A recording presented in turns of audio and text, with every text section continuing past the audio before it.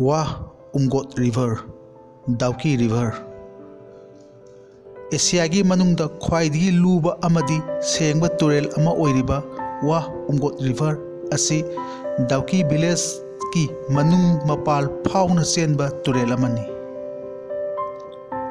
Masimangna turel asibu Dawki River hainasu khangnai.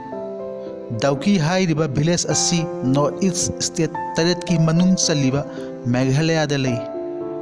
Village asi Shillong daki kilometer samram chalaga laiba India Bangladesh anigi tainafam border napnana lairiba Meghalaya gi Jaintia Hills ki makha ithang thangba sarukta laiba Dawki gi saruk oiriba Mawlynnong village ki phajaba saruk amani.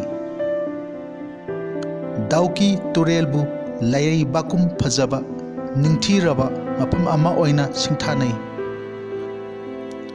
Mahausagi phajabana yomsimduna leitengduna thamlaba mafam asida asangba napitana thanna hauba lamhangsing aruba turel laizgum chenthariba imaigi khongnungda uriba inungi phajaba mani mukta manba nungsing usal pampina kuplaba singsangsing machu naina chenthariba ising chaibi sing pat sing sing lemlaba umang sing gidamak maming chatlaba Meghalaya gi Umngot haibadi Dawki hainsu khangnariba turel asi hi tungduna chatpa matamda hi asi nungsitta tawduna chatpagum wakhalda phahunba ngamba asuki matik luba senglaba ising iselgi mapu oiriba turel amani.